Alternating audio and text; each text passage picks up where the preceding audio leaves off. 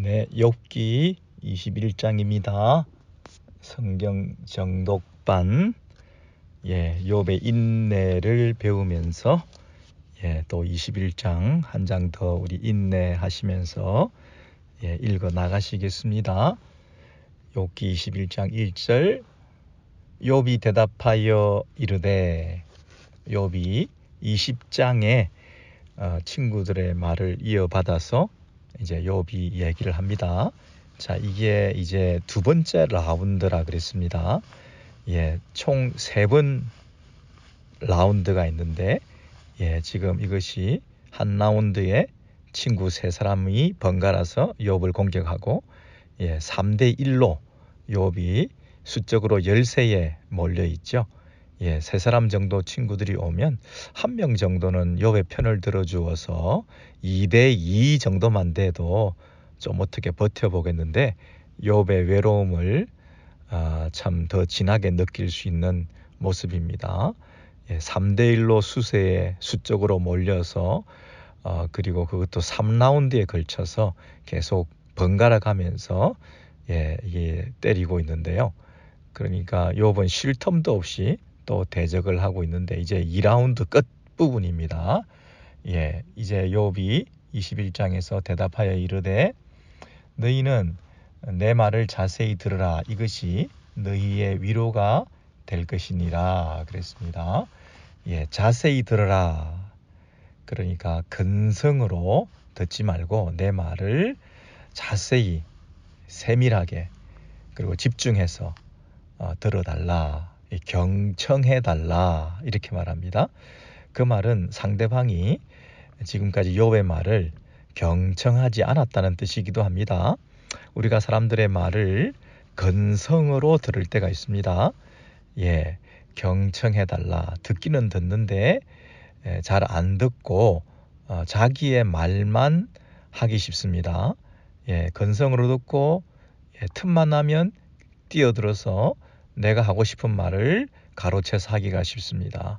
그게 아니고 상대방의 말에 대해서 일단 가로채고 들어와서 그게 아니고 그렇게 말할 수 있습니다. 요즘은 짧은 시간에 누가 더 말을 많이 하느냐, 이게 유능한 사람이고 또 사람들로부터 어필할 수 있기 때문에 우두커니 앉아 있다가는 한마디도 하지 못하고 그 시간에 아주 바보와 같은 그런 그 실패자로 남게 되기 쉽습니다. 그런 패배자가 되지 않기 위해서 우리는 남의 말을 잘 듣지 않고 끼어들 틈을 찾아서 재빨리 끼어들어야 한마디라도 하게 되는 그런 요즘 세태 가운데 있습니다.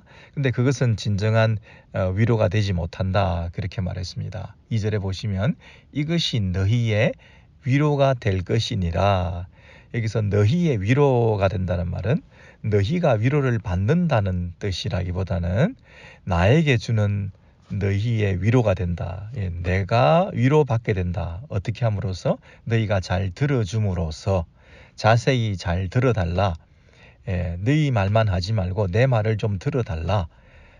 너희가 내 말을 잘 들어주는 모습으로 내 말에 경청해 주기만 해도, 내가 할 말을 좀 다 할 수 있게만 해준다 하더라도 이게 나한테는 큰 위로가 된다, 이렇게 말하죠.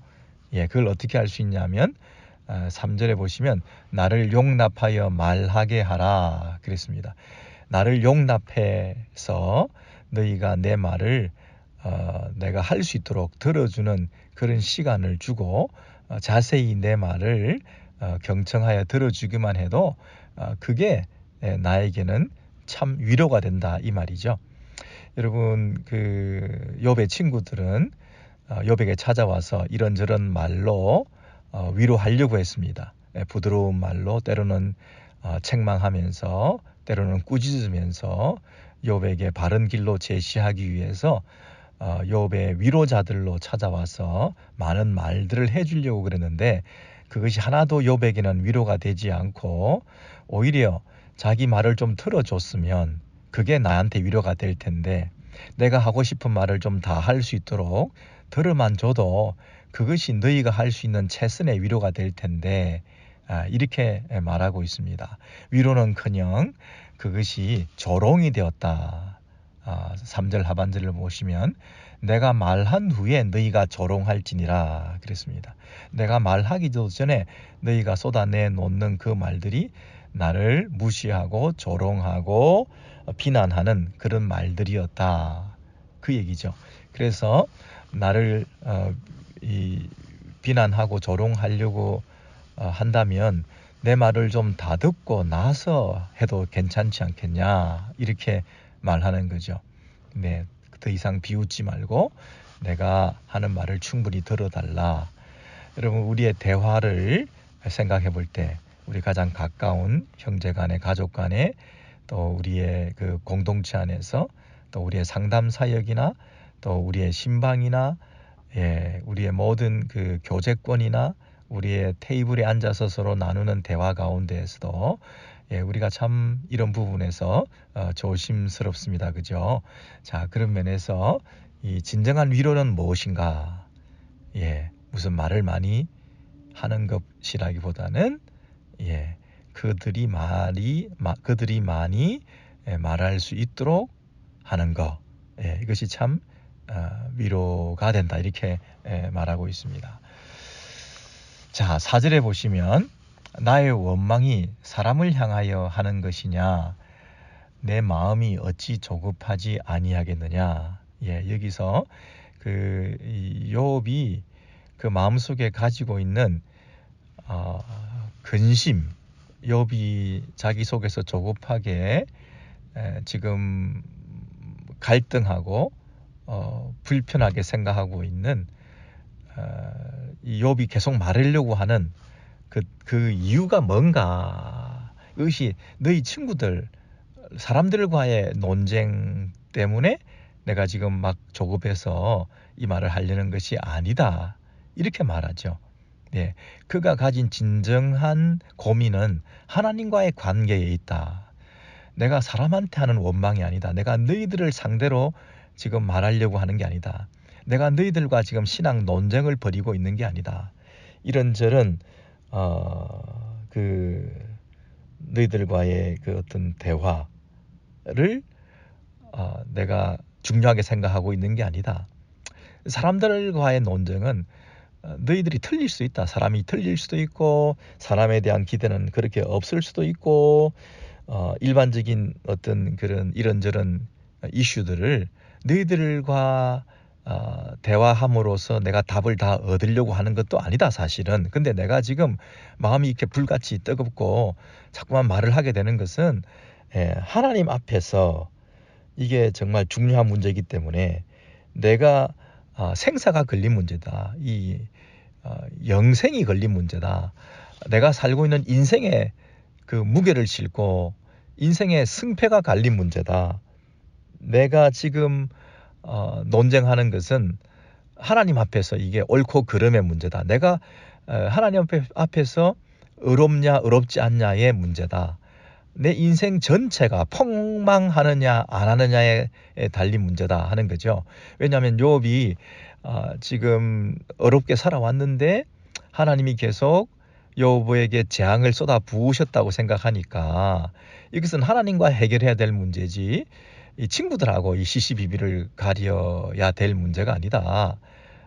그렇게 말하는 거죠. 그러니까 내가 근본적으로 하나님과의 관계에 있어서 이 문제를 가지고 얘기를 하는 건데, 이 답답함을 너희들에게 토해놓고 얘기를 좀 하려고 하는데 너희들이 내 얘기를 좀 들어봐라. 너희들과의 이 다툼이 아니다. 사람들과의 논쟁이 아니다. 그러니 너희들을 향해서 공격한다고 생각하지 말고 하나님 앞에서 나의 이 답답함을 내가 너희들에게 토로할 테니까 그 얘기를 좀 잘 들어만 봐줘도 내게 위로가 된다. 이런 얘기를 하는 겁니다. 우리 모두 하나님 앞에서 함께 문제를 해결해 보려고 하는 태도를 취해야 되는데, 너는 왜 하나님 편이 돼서 나를 자꾸 공격하기만 하느냐. 우리는 함께 이 하나님과의 문제를 풀어보려고 하는 면에서 내 편이 좀 되어주면 참 좋겠는데, 이런 뜻으로 하는 말이죠. 나의 원망이 사람을 향하여 하는 것이냐, 내 마음이 어찌 조급하지 아니하겠느냐. 하나님과의 이 문제이기 때문에 너무나 이게 중요한 문제고 생사가 걸린 문제고 내가 하나님 앞에서 의롭냐 의롭지 않냐 이런 그 인생 전체가 걸린 문제이기 때문에 나로서는 굉장히 이게 조급한 문제고 그런 부분에서 내가 또 이 말을 너와 함께 하게 되는 것 아니냐. 너하고의 어떤 갈등의 문제라기보다는 하나님 앞에서 하는 이 말을 너희가 좀 들어줌으로써 나한테 좀 위로가 되었으면 좋겠다. 그 누구도 위로자가 되지 못한다. 하나님 한 분만이 내 위로자가 될 수밖에 없는데 하나님은 침묵하고 계시니 하나님에 대한 얘기를 내가 너희들한테 쏟아내 놓을 테니까 제발 너희들은 내 말을 제대로 듣지도 않고 나를 자꾸 공격하려고 하지 말고 내 얘기를 충분히 듣고 내 이 억울함을 너희들이 함께 나눔을 통해서 참 나에게 위로자가 될 수 있다. 이렇게 말을 하는 것이죠. 그렇죠? 그러면서 이제 내가 당한 일들이 얼마나 하나님 앞에서 이렇게 말도 안 되는 일을 내가 당했는지 5절입니다. 너희는 나를 보아라. 너희는 나를 보면 놀라리라. 내가 당한 이 일을 너희가 좀 보아라.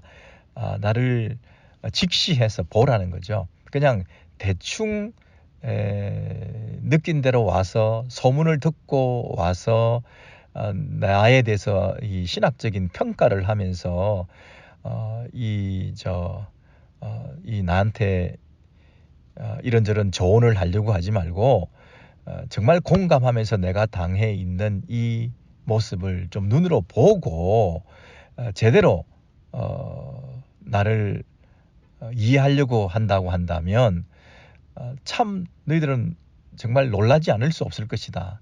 손으로 입을 가리리라. 정말 놀라움과 충격으로 나에게 당한 이 일에 대해서 너희들이 조금이라도 연민의 정을 가지고 내 편에서 어떻게 이런 일이 하나님 있을 수 있습니까?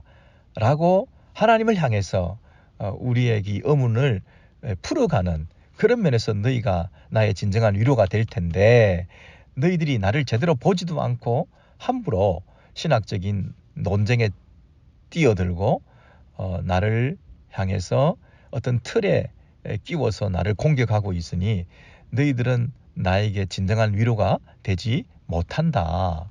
나를 제대로 보기만 해도 어떻게 이런 일이 하고 기가 막혀서 열린 입이 닫히지 않을 것인데 열린 입을 닫을 수 없을 것인데 손으로 입을 가리리라. 기가 막혀 놀래서 깜짝 놀랄 그런 내 모습을 네가 보게 될 거다. 그러면서 너희가 봐도 이건 정말 어처구니 없는 깜짝 놀랄 일이고 나로서는 이것을 기억만 해도 6절입니다. 이것을 추억하기만 해도 이 일이 나에게 일어난 일에 대해서 스스로 한번 다시 생각하기만 해도 그 두려움이 내 몸을 잡는구나. 온몸에 소름이 돋치는 그 일을 생각하기도 싫은 내게 일어난 그 일에 대해서 끔찍하다. 몸서리친다. 내 온몸에 전신이 그 두려움으로 다시 한번 휘감고 사로잡히는 두려움이 내 몸을 잡는구나. 정말 떨리고 그 생각을 다시 한번 떠올리게만 한다 하더라도 이 일이 얼마나 끔찍한 일이 나에게 일어났는지 정말 말할 수 없는 그런 고통을 내가 당한 것이다. 이렇게 말하는 거죠. 자, 6절까지가 1절부터 6절까지가 욥이 자기의 그 논지를 펼쳐 나가기 전에 현재 내가 이런 말을 이런 상태에서 내가 너희들에게 이 말을 하려고 하니까 좀 잘 들어봐. 이렇게 얘기를 한 다음에 이 7절부터 본격적으로 그 논리를 펼쳐 나갑니다. 7절입니다. 어찌하여 악인이 생존하고 장수하며 세력이 강하냐. 여기 중요한 단어가 3가지나 있다 그랬습니다. 생존하고 장수하며 세력이 강하냐. 악인이 인과응보의 틀에 의하면 악인은 살아남을 수가 없습니다. 벌을 받아 죽습니다. 근데 여전히 살아 있습니다. 생존하고 그 다음에 악인이 그 결과에 의해서 그 악행의 결과에 의해서 오래 살 수 없습니다. 살아남는다 하더라도 생존한다 하더라도 바로 죽지 않고 생존한다 하더라도 오래 살 수 없습니다. 근데 장수합니다. 그리고 장수하고 오래 길게 간신히 연명할 수는 있겠지만 그 세력까지 강할 수는 없습니다. 악인은 이 땅에서 번창할 수가 없습니다. 어떻게 계속 권세를 가지고 번영할 수가 있습니까? 그럴 수가 없습니다. 그런데 어찌하여 악인이 생존하고 오래 살고 그리고 세력이 강할 수가 있냐? 이 질문을 욥이 그 7절에 어떤 헤드라인처럼 제목을 뽑는다면 앞으로 자기가 해야 될 이야기의 제목을 헤드라인을 뽑아가지고 얘기를 하고 악인의 형통에 대해서 자기는 이해할 수 없다. 그런데 이제 8절부터는 어떻게 악인이 그렇게 실제로 그러한가에 대해서 이제 설명을 쭉 하는 거죠. 8절입니다. 그들의 후손이 앞에서 그들과 함께 굳게 서고, 그 악인이 자신의 당대뿐 아니라 그 후손들까지도 굳게 서고 자손이 그들의 목전에서 그러하구나 굳게 선 것이 그들의 목전. 악인의 눈에서 볼 때, 악인이 눈으로 볼 때 그 후손들이 형통하고 잘 되는 것에 대해서 허무한 모습으로 그들의 눈으로 그것을 보게 된다, 이 얘기죠.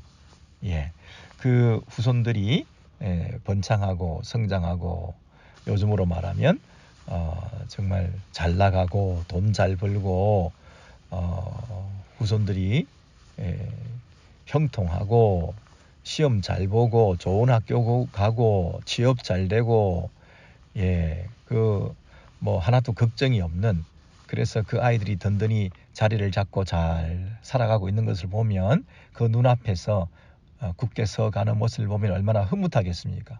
그렇죠? 그런 모습으로 악인들의 후손까지 형통하더라, 그렇게 말하죠. 그리고 그들의 집이 평안하여 두려움이 없고 하나님의 매가 그들 위에 임하지 아니하고, 하나님의 진노가 그들 가운데 임하지 않고 늘 평안하고 두려움이 없는 간에 평안하고 무고한 그런 삶을 살아가게 된다는 것입니다. 그리고 그들의 수소는 10절입니다. 이제 자손뿐 아니라 또 집안도 문제가 없이 평안할 뿐 아니라 우환이 없을 뿐 아니라 그들의 재산도 증식이 되고 자손만 번창하는 것이 아니라 그 가축들도 새끼를 베고 그들의 암소는 낙태하는 유산하는 일이 없이 새끼를 줄줄이 잘 낳고, 이런 얘기죠. 유형 무형의 이 동산 부동산들이 이렇게 계속해서 새끼를 치고 또 계속 불어나고 하는 그런 증식, 재테크가 잘 되어서 가만히 있어도 새끼를 베고 또 낳고 하면서 이렇게 아름다운 성장을 이루고 있다, 이 얘기죠. 어떻게 저 집은 짐승도 저렇게 새끼를 잘 낳고 계속해서 이 부가 축적되고 있는가, 이렇게 말하죠. 11절입니다. 그들은 아이들을 양떼같이 내보내고 그들의 자녀들은 춤추는구나. 그저 돈만 많은 것이 아니라 재산만 많은 것이 아니라 그저 집만 큰 것이 아니라 그저 좋은 차만 타는 것이 아니라 그 모습이 아름답다는 것입니다. 아이들은 양떼같이 내보내고 그의 자녀들은 춤을 춘다. 늘 희락과 기쁨까지 넘친다는 거죠. 양떼같이 내보내고 이렇게 그 아이들이 평안한 이 초장에서 뛰어노는 모습이 너무나 아름답다. 어머니가 아이를 픽업해서 좋은 고급스러운 SUV 차량에서 애들을 내려놓는데 줄줄이 애들이 그곳에서 튀어나오면서 아름다운 잔디밭에서 뛰어놀고 하는 그런 모습이 너무나 평온하고 아름답고 보기 좋다, 흐뭇하다는 얘기죠. 예. 그리고 12절일까지 그 기쁨과 희락과 잔치가 노래하고 소고와 수금으로 노래하고 피리부로 즐기고 애들이 예능에도 뛰어나고 한 가지씩 악기를 다 하면서 모든 면에서 잔치 분위기죠. 그리고 이제 그 행복한 시간을 보내고 그들의 날을 이제 다 보내고 행복하게 지내고 그리고 이제 죽음을 맞을 수밖에 없는 거죠. 그 악인이 그 목전에서 후손들이 잘 되는 것을 보고 이제 나이가 들어서 행복하게 이렇게 행복한 삶이 다 있냐 하고 아름다운 노후를 즐기다가 결국에는 죽게 되는데 그 죽음도 잠깐 사이에 서울에 내려가느니라 그랬습니다. 잠깐 경각간의 음부에 내려간다 그랬습니다. 아무런 고통도 없이 오랫동안 병원에 누워 있다든지 가족들한테 짐이 된다든지 약간 마음의 병을 앓는다든지 또는 어떤 기억력이 왔다 갔다 하면서 치매 증세를 보이면서 이렇게 인생의 그 힘든 순간을 오랫동안 여러 가지 아픔을 겪으면서 그렇게 임종하지 않고 편안한 노후와 그리고 이 아름다운 임종까지 편안한 노후와 고통 없는 임종을 하게 되는 이런 삶을 살게 된다는 것입니다. 여러분 여기 13절까지가 이제 그 악인이 어떻게 생존하고 장수하고 번영하고 권세 있는 삶을 살아가는지 쭉 설명드렸습니다. 본인이 그 형통하게 살 뿐 아니고요. 그 다음에 7절에는 본인이 형통하게 산 것을 말하잖아요.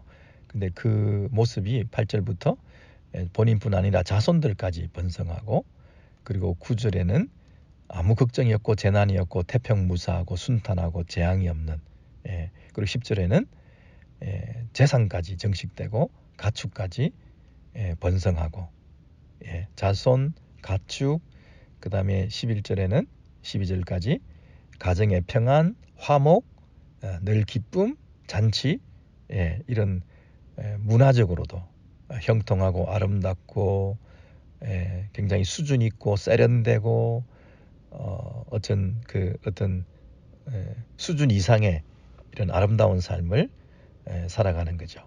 그러다가 참 후회 없는 삶을 살았다. 참 행복한 인생이다. 아름다운 노후다. 그리고는 13절에 죽을 때도 고통 없이 일평생 형통 그리고 잠깐 죽을 때 바로 죽을 수 있는 이런 정도로 이 모든 일련의 과정이 악인의 형통의 모습이다. 이렇게 말을 하는 거죠. 여러분 이 얘기를 욥이 왜 하고 있습니까? 왜 악인이 이렇게 일평생 그리고 후손에게까지 그리고 죽을 때에도 이렇게 형통하다 이 얘기를 왜 하고 있습니까?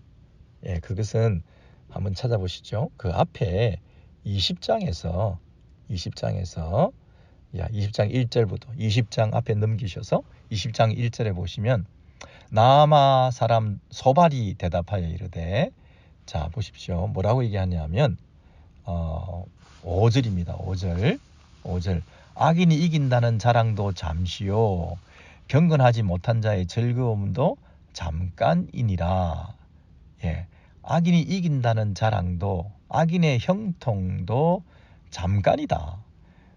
악인의 경건하지 못한 자의 즐거움도 잠시다. 그리고 6절부터 보시면 그 형통과 종기가 하늘에 닿고 머리가 구름에 미칠지라도 7절에 자기의 배설물처럼 망할 것이고 그것은 형통은 꿈과 같은 것이고 8절입니다. 밤에 보이는 환상 같은 것이고 잠시 형통하더라도 금방 사라지는 것이고 그런 뜻으로 말한 거죠. 그리고 10절에 그 후손들 아들들은 끝까지 아들들까지 형통하지 않고 결국에는 그 아들들이 가난한 자들에게 은혜를 구하고 그도 얻은 재물을 자기 손으로 도로 줄 것이며 그 후손들은 복을 받지 못한다 이런 뜻입니다. 그리고 그 11절에 그 귀골이 청년같이 강장하나 그 기세가 그와 함께 흙에 누리라 이런 식으로 15절에 보셔도 재물을 삼켰을지라도 토하게 된다. 다시 뱉어내게 된다. 그죠? 예. 그리고 20절에 보시면 20절에 그는 마음의 평안을 알지 못하니 그가 기뻐하는 것을 하나도 보존하지 못하겠고 악인은 평안도 없고 기쁨도 없고 희락도 없고 잔치도 없고 그죠? 예. 21절에 그 행복이 오래 가지 못한다. 예. 잠시 행복한 시간을 가졌을지 몰라도 22절에 풍족할 때는 괴로움이 이르리니 모든 재난을 주는 자의 손이 그에게 임하리라. 재난을 주는 자의 손, 하나님의 재난이 반드시 그 악인에게 임하게 된다. 그가 배를 불리려 할 때에 하나님이 맹렬한 진노를 내리시니 음식을 먹을 때에 그의 위에 비같이 쏟으리라. 그가 혹시 악인이 철병기를 용케 피했다 할지라도 노타사를 피할 수 없다. 하나님이 반드시 그를 벌하실 것이다. 그에게는 어둠이 예비되었다. 26절에 그리고 남아있는 것까지 그것을 결국에는 다 뺏어 가실 것이다. 그 장막에 남은 것을 해치리라. 26절입니다. 그리고 28절에 그의 가산이 떠나가며 그죠? 그래서 결국에는 그 죄악에 대해서 벌을 받게 된다. 이것이 20장의 얘기였습니다. 소발의 이야기의 결론은 무엇이었습니까, 여러분? 인과응보의 그 틀을 자꾸 얘기할 때 악인은 벌을 받게 되고 의인은 상을 받게 된다, 복을 받게 된다 이런 그 인과응보의 원리에 의해서 세상이 돌아가고 있다라고 얘기를 하니까 안 그런 경우도 있다. 안 그런 경우도 있다. 욥이 그렇지 않은 경우도 있다. 나 같은 사람이 어려운 삶을 살았는데도 이렇게 이 재앙을 당하지 않았냐라고 얘기를 하니까 욥의 친구들이 뭐라고 했습니까? 의인이 복을 받고 악인이 벌을 받는데 예외적으로 잠시 그 반대의 경우도 있다는 얘기죠. 잠시.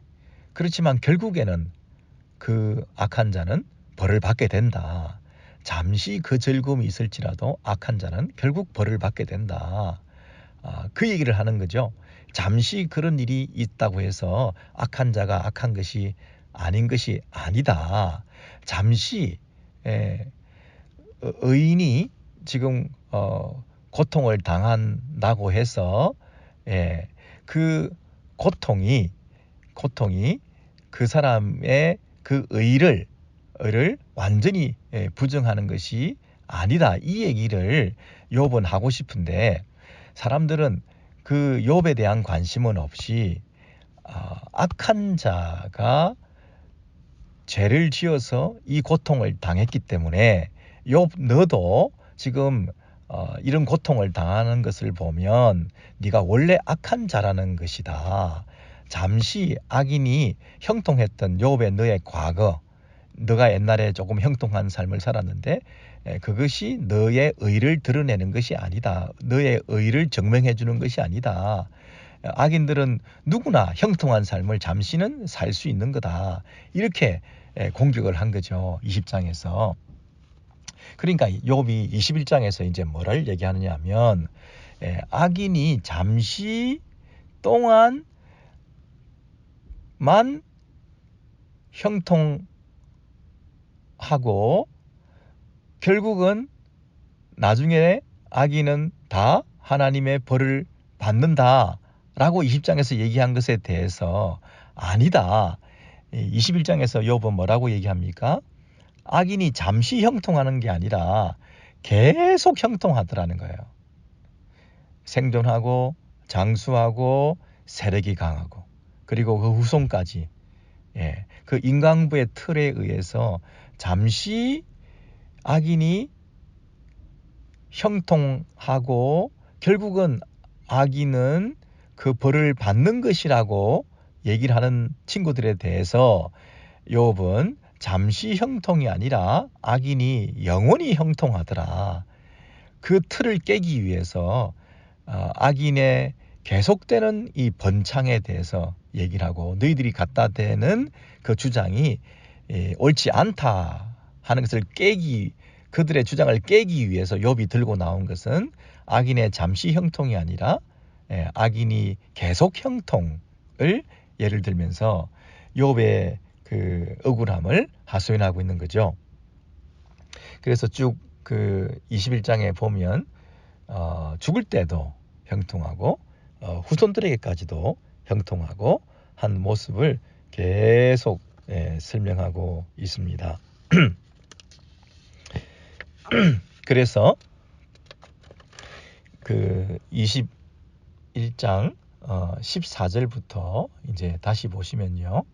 그 악인들이 일평생 형통하고 죽을 때까지도 고통 없이 그렇게 가는 것을 봤는데 이 사람들이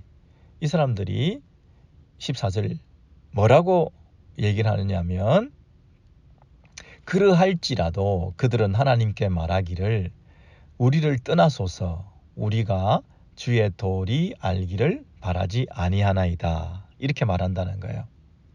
그들이 일평생 그렇게 형통하게 악한 일을 행하고도 형통하게 살았다면 그 형통한 삶에 대해서 부끄러워하고 미안해하고 이것이 참 뭐라고 설명할 수 없는 하나님에 대해서 하나님께 대한 감사로 표현해야 될지도 모르는데 이들은 끝까지 뻔뻔하게 자신의 그 형통에 대해서 악인임에도 불구하고 형통한 그 삶에 대해서 너무나 당당하게 얘기를 하고 이렇게 내가 당당하게 형통하게 일평생을 어려움 없이 잘 살았으니 하나님이 도대체 뭐가 필요 있냐 이렇게 말하는 진정한 악인이라는 거예요. 그들이 악을 행해서 악인이기도 하지만 하나님 앞에서 이런 말을 하는 것을 보면 진짜 악인이라는 거예요. 14절입니다. 그러할지라도 그들은 하나님께 말하기를 우리를 떠나소서. 하나님이 필요 없습니다. 우리가 주의 도리 알기를 바라지도 아니합니다. 하나님이 무슨 소용이 있습니까? 이렇게 말을 한다는 거죠. 15절에 전능자가 누구이기에 우리가 섬기며 아니 예배 그러는데 우리가 예배할 이유가 없죠. 기도해서 도움을 구하라 그러는데 우리가 기도할 이유가 없죠. 도움을 구하지 않아도 척척 일이 잘 되고 예배드리고 경건하게 하나님 앞에 살지 않아도 모든 일들이 잘 이루어지는데 내가 전능한 능력을 가진 것이나 마찬가지인데 누가 전능자가 따로 있습니까? 내가 이렇게 사는 것이 더 이상 바랄 것이 없습니다. 내가 충분히 만족하고 행복하게 살았는데 나 외에 다른 어떤 도움이 나의 외부에서 올 필요가 있겠습니까? 나에게는 전능자도 필요가 없고 그 전능자에게 예배할 필요도 없고 그리고 그 무언가로 도움을 얻기 위해서 기도할 필요도 없는 내 인생, 후회 없는 인생을 잘 살았습니다. 이렇게 말하는 자들이라는 거예요. 우리가 그에게 기도한들 무슨 소용이 있으랴? 내가 그에게 기도한들 무슨 이익이 있겠냐? 무슨 도움을 얻겠다고 내가 기도할 필요가 있겠냐? 이렇게 말한다는 거죠. 여러분 이 무슨 이익이 있겠냐, 무슨 소용이 있겠냐, 이것은 사탄의 말입니다. 예, 사탄이 처음 애당초 욥기 1장에서 욥에게 뭐라고 하나님을 향해서 고소를 했냐면, 하나님, 저 욥이라는 인생은 뭔가 이유가 있기 때문에 하나님을 섬기는 겁니다. 까닭 없이 하나님을 섬기겠습니까? 아무런 소용없이 하나님을 붙들고 있겠습니까? 아무런 이용 가치가 없는 하나님을 붙들고 자기 인생을 하나님께 예배하고 기도하고 섬기며 이렇게 살겠습니까? 하나님을 예배하고 섬기고 살아가는 저 욥이라는 사람은 다 나름대로 이유가 있기 때문입니다. 자기한테 주어진 많은 복을 거두어 간다면 하나님을 섬기지 않을 것입니다. 이게 욥을 향해서 사탄이 걸어왔던 이 시험. 인간은, 모든 인간을 향해서 지금도 우리에게 시비를 걸어올 때 우리의 신앙 수준을 이렇게 낮추어 보려고, 우리를 어디까지 우리의 신앙을 떨어뜨리려고 하느냐 하면 조건적인 신앙, 까닭 있는 신앙, 까닭 있는 예배, 까닭 있는 기도, 하나님을 이용의 대상으로, 사용의 대상으로, 하나님을 사랑의 대상으로 생각하지 않고 하나님을 내가 사용하려는, 수단화하려는 이런 목적으로 우리의 신앙을 떨어뜨리려고 하는 거죠. 이유가 없으면 하나님을 섬기지 않는다. 소용이 없으면 기도하지 않는다. 뭔가 까닭 없이 하나님을 예배하지 않을 거다. 이런 차원의 신앙을 우리가 가지도록 만들려고 하는, 이 세상 모든 세상 천지에 있는 신앙인들을 이런 수준의 신앙으로 떨어뜨리려고 하는 것이 사단의 공작이죠. 여기 보시면 이 악인들, 불신자들, 믿지 않는 자들, 이들이 하는 말이 기도가 무슨 소용이 있겠냐, 이유가 없이 기도할 필요가 있냐, 내가 전능자가 누구이기에 우리가 섬기며 그랬습니다. 필요 없이 하나님을 섬길 필요가 없다. 내가 필요가 있어야 하나님을 예배하지. 내가 모든 필요가 다 채워졌는데 하나님을 섬길 이유가 없지. 도움이 필요하지도 않은데 왜 하나님을 섬기며 그 하나님께 도움을 얻겠다고 기도하냐. 이렇게 물었던 것이 이 악인들의 태도였죠. 이 악인들의 수준까지 우리의 예배를 무너뜨리기 위해서, 그리고 조건적인 예배로 우리의 예배를 수준을 떨어뜨리기 위해서 구복적인, 현세적인, 세속적인, 이단적인 이런 종교 차원에서 신자들을 만들기 위해서 이 사단이 공작하고 있는 것을 우리가 알 수가 있죠. 우리는 아무런 이유가 없어도 하나님을 섬길 수 있는 존재들이죠. 아니, 이익이 안 돼도 하나님을 예배하는 자들이죠. 아무 도움을 얻을 것이 없어도 기도 그 자체가 우리의 목적이죠. 하나님과 교제하고 하나님을 예배하고 하나님 앞에 나아가 머리 숙이고 하나님을 인정해드리고 나의 능력을 내려놓고 하나님을 전능자로 인정해드리고 뭔가 얻어내기 위해서가 아니라 그분을 예배하는 그 자체가 나의 목적이 되는 이런 삶을 살아가는 것이 올바른 우리의 신앙의 수준이죠. 까닭 없이 하나님을 섬기는 거, 이런 차원에서 이 악인들은 자기가 형통한 삶을 살다 보니 하나님이 필요 없다라고 얘기하는 거죠. 저와 여러분도 만약에 현재 형통하고 잘 나가고 끝까지 행복하고 죽을 때까지 만약에 안전한 삶을 후손들에게까지 그 형통한 삶이 보장된다면 과연 하나님을 섬기겠습니까? 과연 하나님을 붙드시겠습니까? 하나님이 필요하다라고 말씀하시겠습니까? 이게 우리의 신앙의 척도가 된다는 거죠.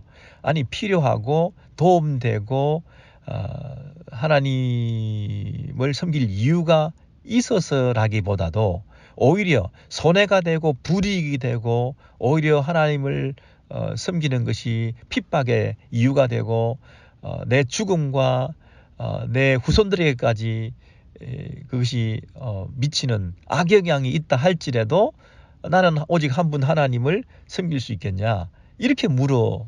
하나님을 제대로 섬긴다고 하는 것이 이런 수준까지 하나님을 섬기는 것인가 한번 점검해 보시죠. 악인들은 그러한 모습으로 하나님을 자신의 형통 때문에 하나님을 떠나가는, 하나님 필요 없다고 하는 그런 삶을 살았다는 것이죠. 자, 그러나 16절입니다. 욥이 생각할 때는 그러나 그들의 행복이 그들의 손안에 있지 아니하니, 이것이 욥의 고백입니다.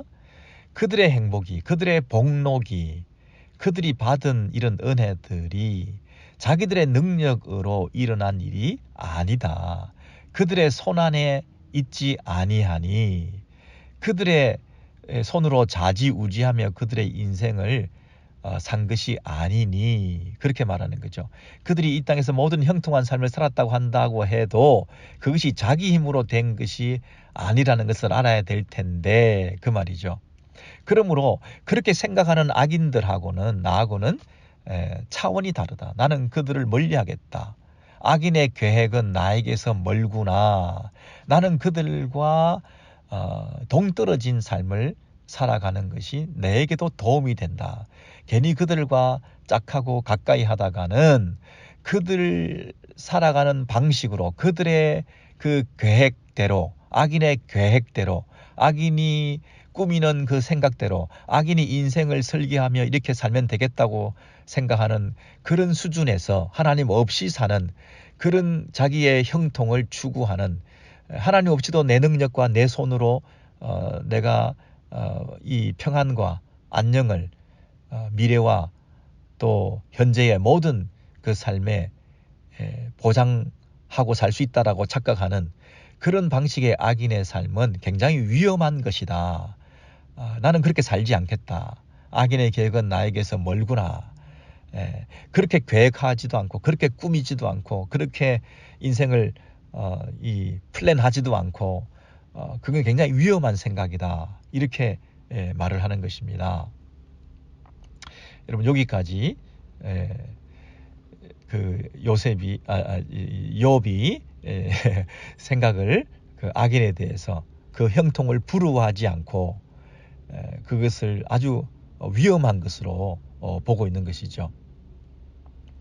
그리고 이제 17절부터는 이 악인의 그 형통한 삶이 하나님 앞에서 이 부분이 어떻게 될 것인가. 욥이 자기가 생각할 때는 16절에 살펴본 대로 이건 하나님이 하신 일이 하나님께서 이걸 다루실 것인데 자기들의 그 악인의 그 능력으로 그 손안에서 일어난 일이 아닌데 그들이 저렇게 살면 안 될 텐데 악인의 계획은 나에게서 멀구나. 이건 내 생각하고 다른데 이렇게 얘기를 했는데 정작 하나님께서는 이 문제에 대해서 그 악인들을 어떻게 할 것인가, 계속 그렇게 형통하게 내버려 두실 것인가 하는 부분을 이렇게 말합니다. 17절입니다. 악인의 등불이 꺼짐과 재앙이 그들에게 닥침과 하나님이 진노하사 그들을 곤고하게 하심이 몇 번인가. 여러분, 이 부분이 그 앞에 그 어디에 하고 또 상관이 있냐면요.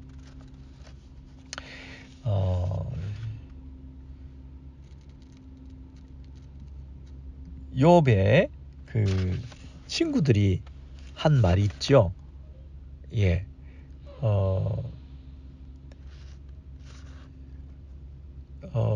18장에 가서 보시면, 여러분 그 욥기 18장을 가서 보시겠습니다. 18장 몇 절이냐면 1절부터 보시죠. 5절입니다. 5절에 보시면 18장에 보시면 수아 사람 빌닷이 대답하여 이르되 예 이제 그 빌닷이 뭐라고 얘기하냐면 5절입니다. 악인의 빛은 꺼지고 그의 불꽃은 빛나지 않을 것이요. 자 보십시오. 악인의 빛은 꺼지고 그의 불꽃은 빛나지 않을 것이요. 결국은 악인은 처음에는 좀 밝은 듯이 빛나는 듯이 불꽃을 태우는 듯이 그렇게 했지만 결국은 꺼진다는 얘기입니다. 그의 장막 안에 빛은 어두워지고 그 위에 등불은 꺼질 것이요. 예, 이게 뭡니까?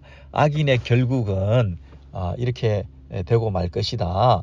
예, 이렇게 18장에서 얘기를 했잖아요.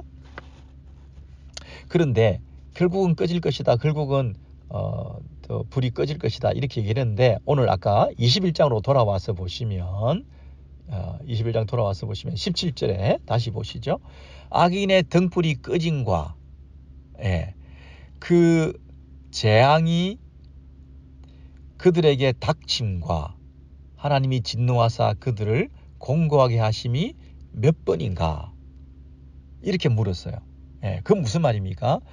아까는 그 친구들이 악인의 등불은 반드시 꺼진다. 결국에는 꺼진다. 이렇게 얘기를 했는데 욥이 그 악인들의 형통을 쭉 지켜보니까 하나님께서도 개입하지 아니하시고 악인의 등불이 꺼지지 않게 하시더라 라는 얘기를 하고 싶은 거죠.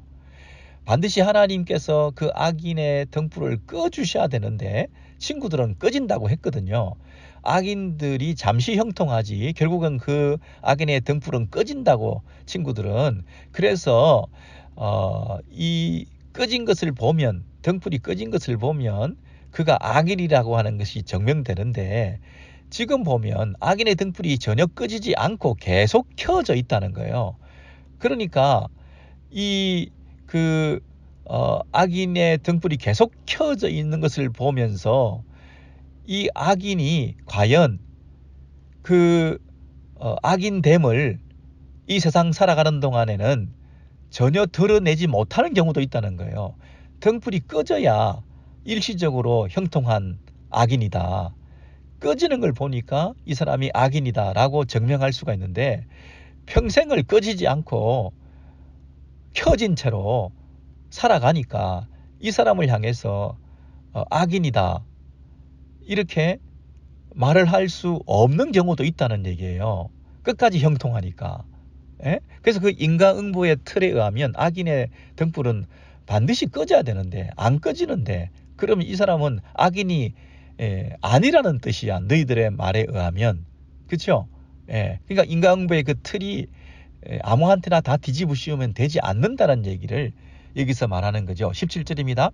악인의 등불이 꺼짐과 그 악인에게 재앙이 그들에게 닥치는 것이 하나님이 진노하셔서 그들을 공고하게 하시는 것이 몇 번인가. 이 말은 내가 보지 못했다 이런 뜻이야. 정말 희귀하다. 몇 번인가. 몇 번 내가 본 적도 없다. 그런 악인의 형통이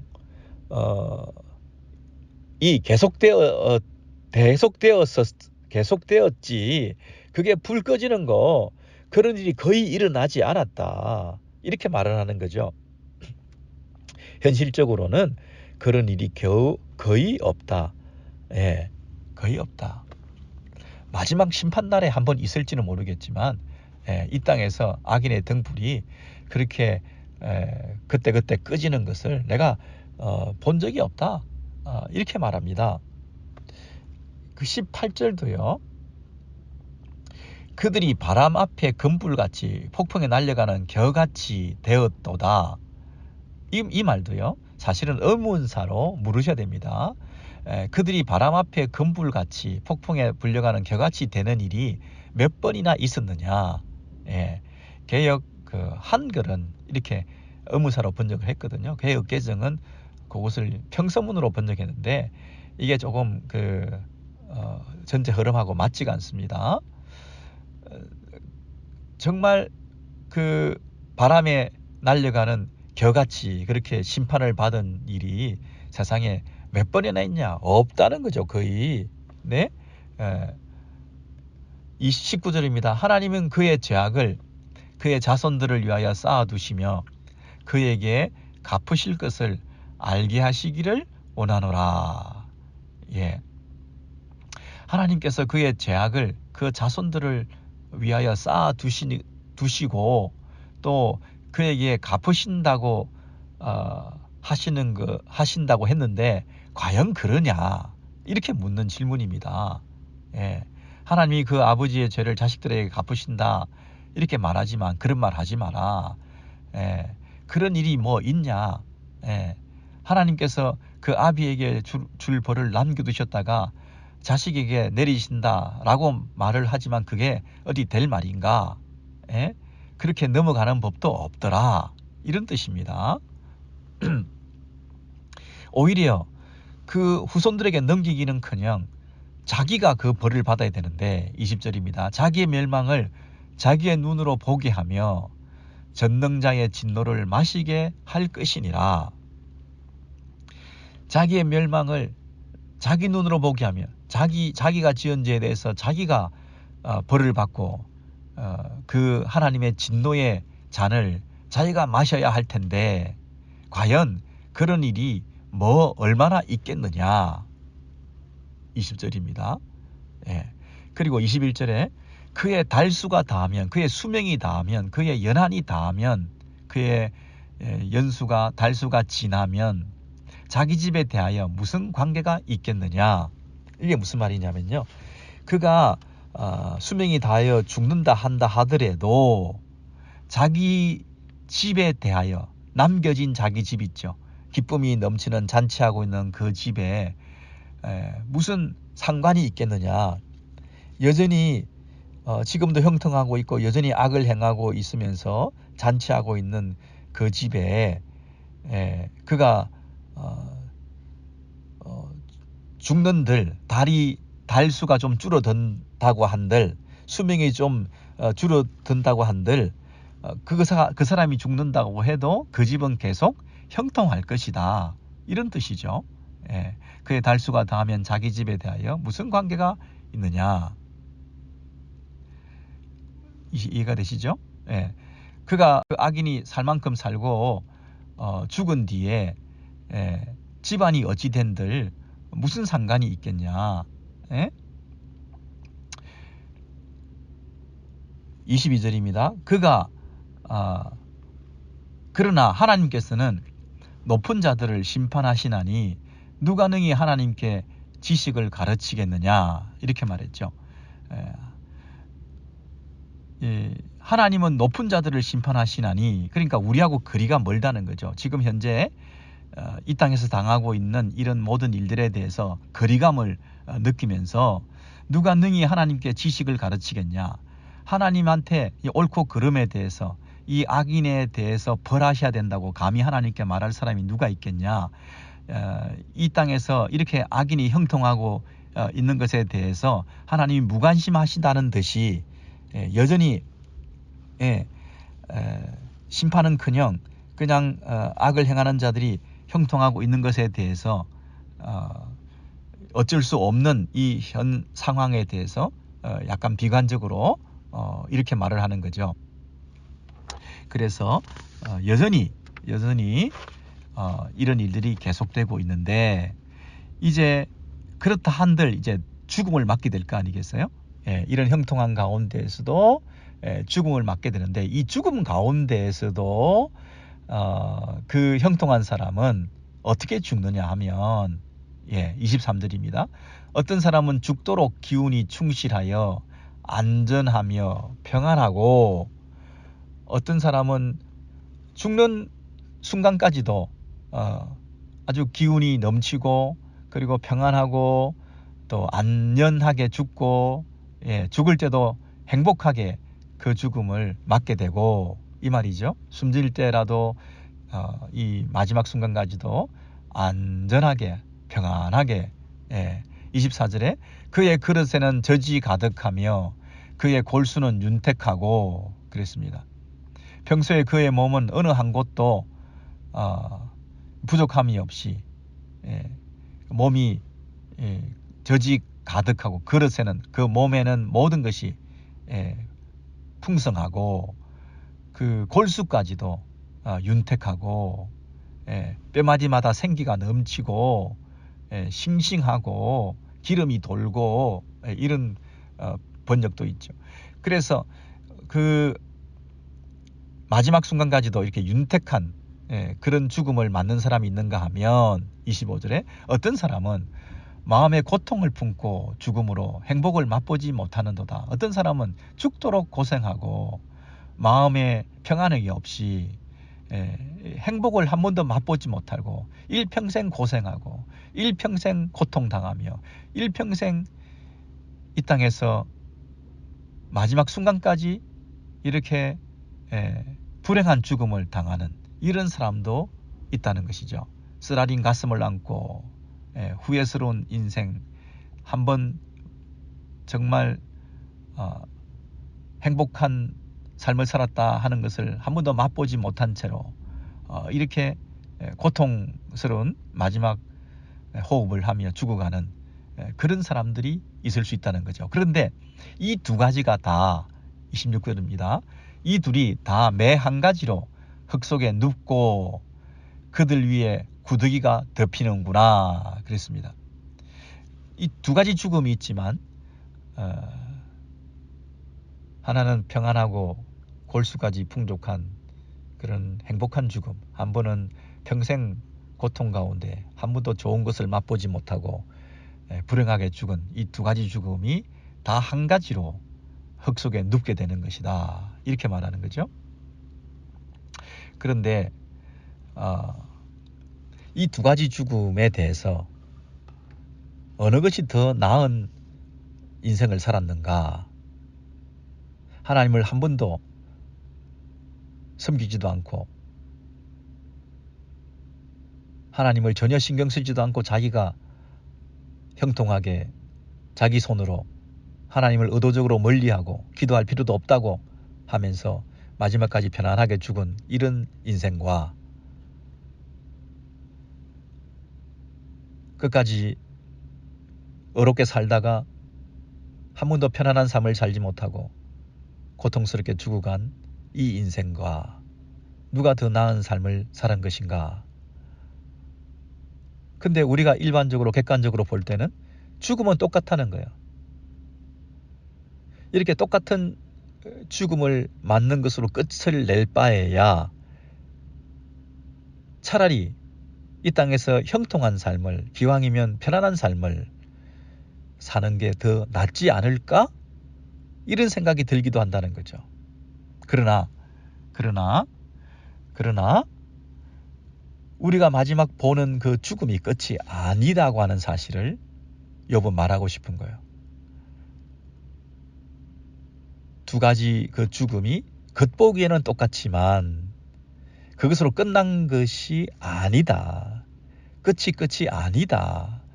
만약에 그게 끝이라고 한다면 얼마나 공평하지 못한 인생을 산 것이냐. 그것이 끝이 아니라 그 죽음 이후에 삶이 있다는 것을 욥은 믿고 있는 거죠. 보는 게 다가 아니다. 그러면서 이제 27절 이제 결론적으로 이제 이렇게 말합니다. 내가 너희의 생각을 알고 너희가 나를 해하려는 속셈도 아노라. 이 속셈이라고 하는 것은 너희의 생각, 너희가 나를 해하려는 할 때 이 해한다 하는 것이 폭력적인 겁니다.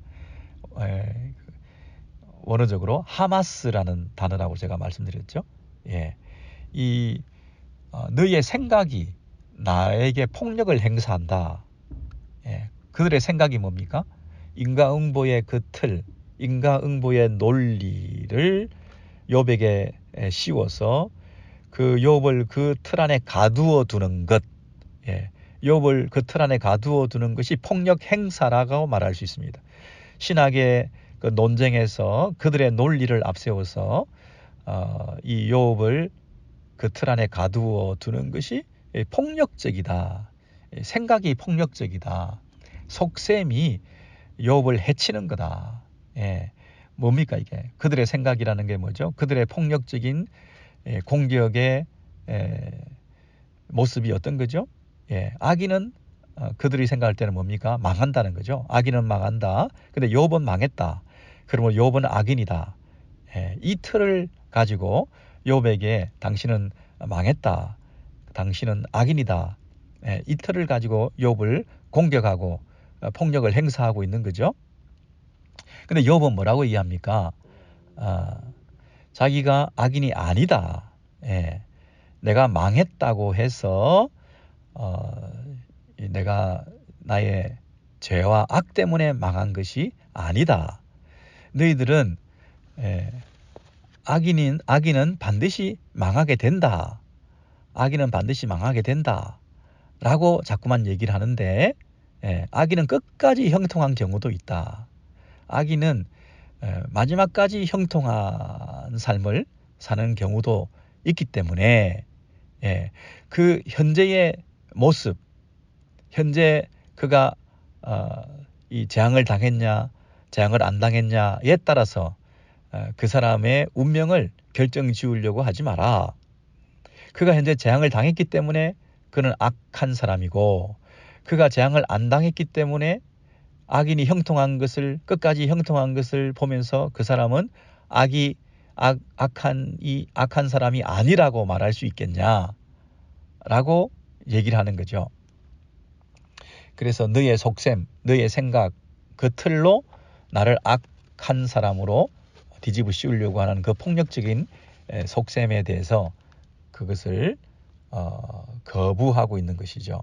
그들은 이렇게 말합니다. 28절입니다. 너희의 말이 귀인의 집이 어디 있으며 악인이 살던 장막이 어디 있느냐 하는구나. 결국 아무리 귀족처럼 살고 아무리 그 부럽지 않은 삶을 살았다 하더라도 그 악인이 살던 장막은 결국 무너지고 망가지고 마는 것이다. 악인은 결국 망하는 것이다. 이렇게 자꾸 말을 하는데 끝까지 형통한 사람도 있다는 것을 지금 얘기하는 거죠. 그래서 욥이 이렇게 말합니다. 자꾸만 그렇게 말하지 말고 너희가 길 가는 사람들에게 한번 물어봐라. 29절입니다. 그들한테 직접 한번 증거를 제시해 보라고 해라. 길 가는 사람들이라는 것은 여행객을 말하는데, 여행객은 여러 곳에 견문이 넓은 사람들, 보고 들은 것이 많은 사람들에게 너의 그 좁아져 있는 어떤 그 내로한 그 사고의 틀에 가두어져 있지 말고 조금 더 세상을 넓게 보면서 여러 케이스들을 연구하다 보면 너희가 생각이 다를 수도 있다. 조금 더 마음을 넓혀서 여러 사람들에게 한번 물어봐라. 얘기하면서 세상에 많이 돌아다닌 사람들이 그 제시하는 그 증거들을 한번 수집해서 얘기를 해보면 30절입니다. 악인은 재난의 날을 위하여 남겨둔 바 되었고, 그 여행객들이 하는 말들은 이렇다는 것이죠. 악인은 재난의 날을 위하여 남겨둔 바 되었고 진노의 날을 향하여 끌려가느니라.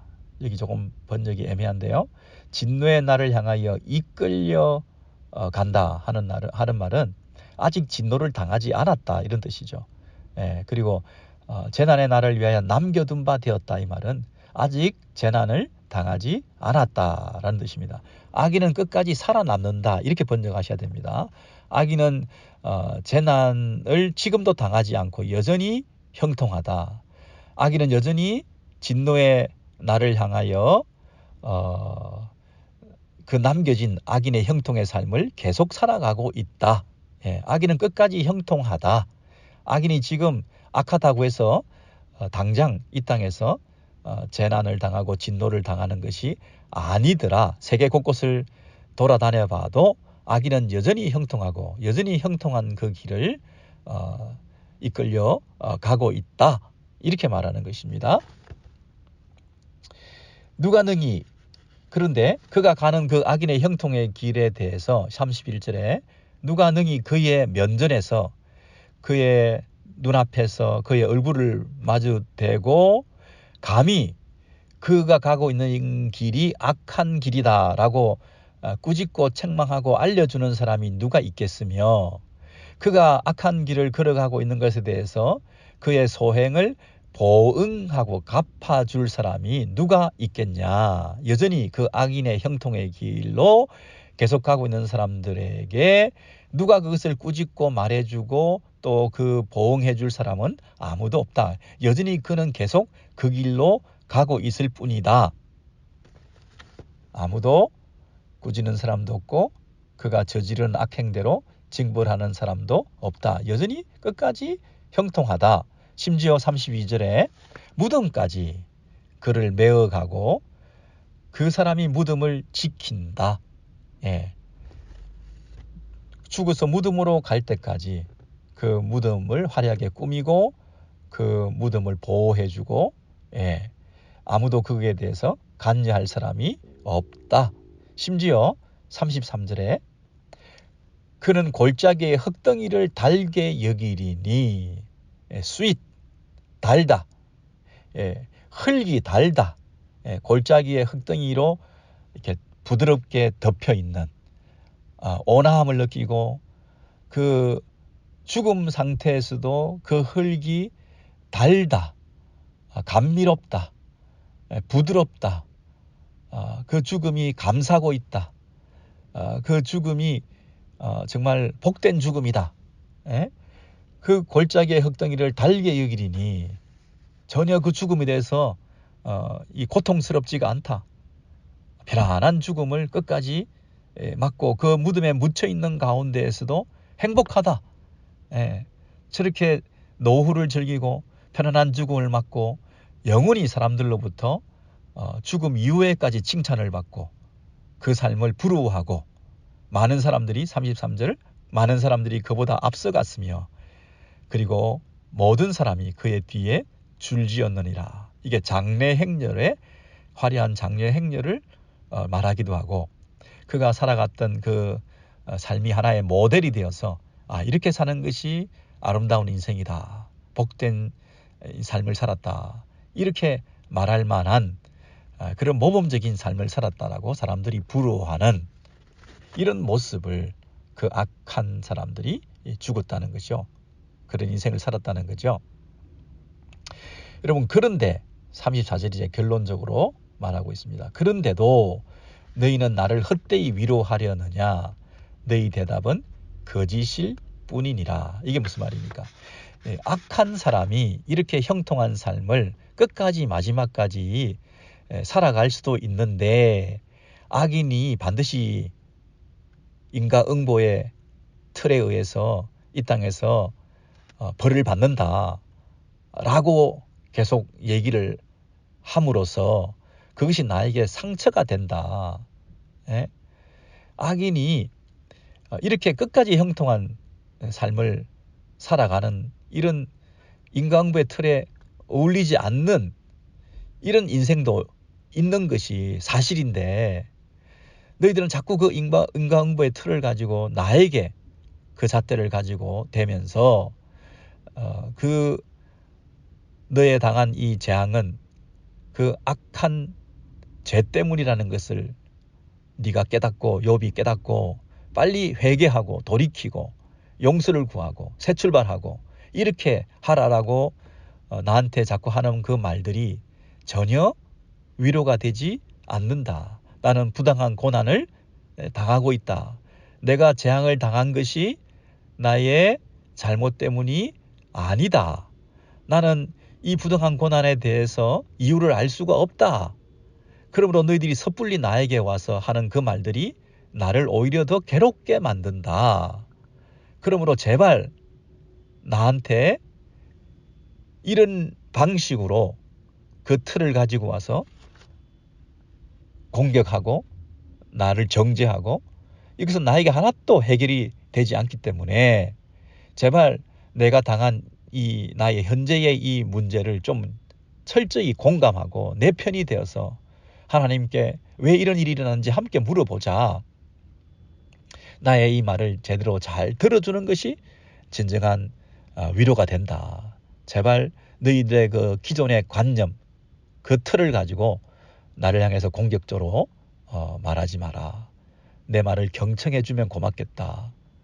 이렇게 지금 욥이 얘기를 하는 거죠. 예, 하나도 위로가 되지 않는다. 여러분 참 실컷 얘기를 했는데 하나도 위로가 되지 않는다.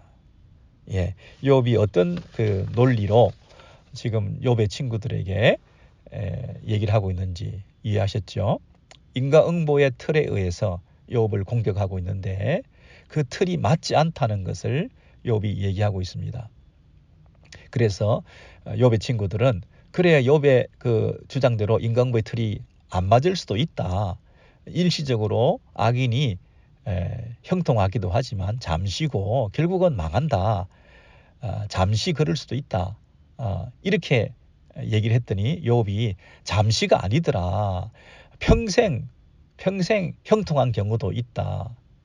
그러면서 그 인과응보의 틀이 옳지 않다고 하는 것을 주장함으로써 자신에게 더 씌워져 있는 그 틀을 벗어나고자 하는 그런 욥의 공격을 디펜스를 오늘 배우게 되었습니다.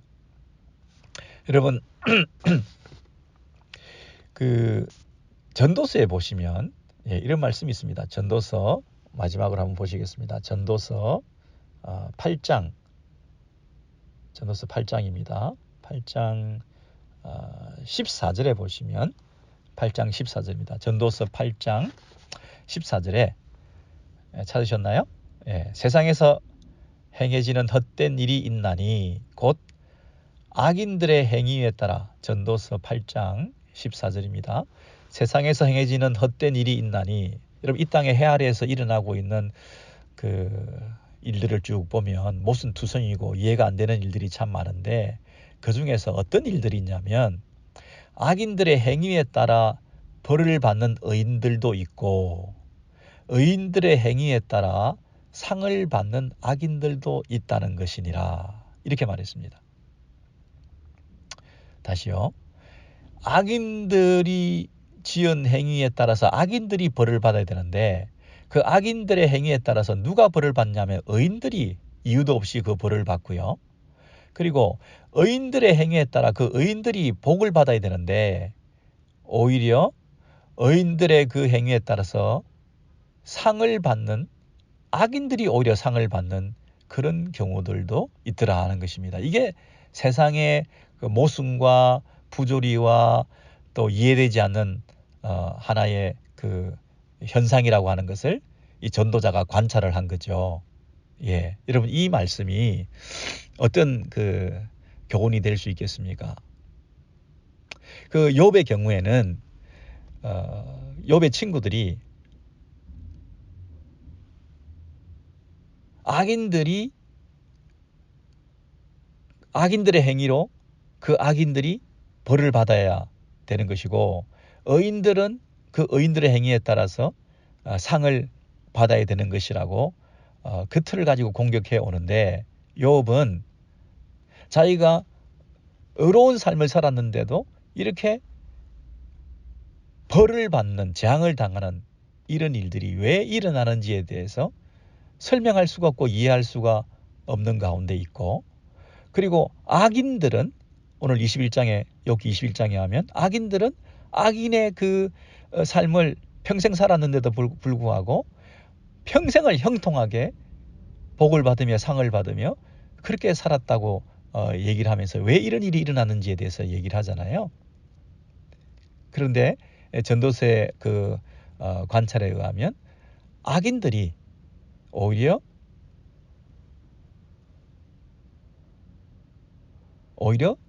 의인들이 받아야 될 상을 받는 것이고 그리고 의인들이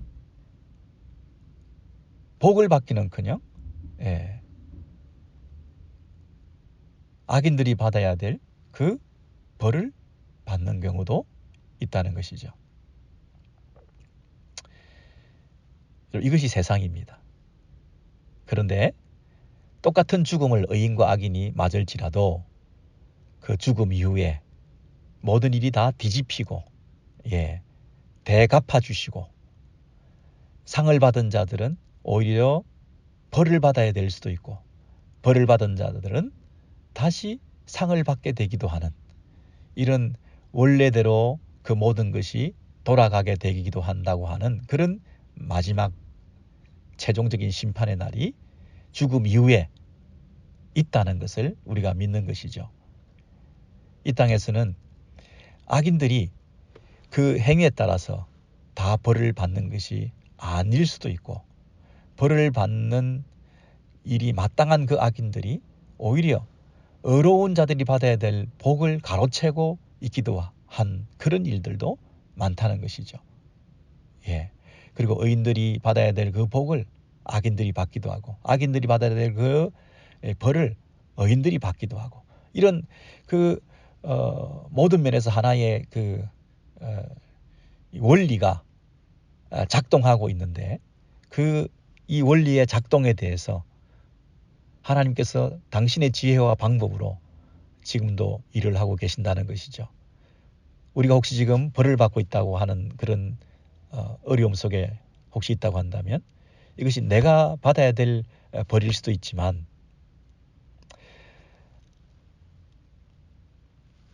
누군가의 벌을 내가 대신 받고 있다.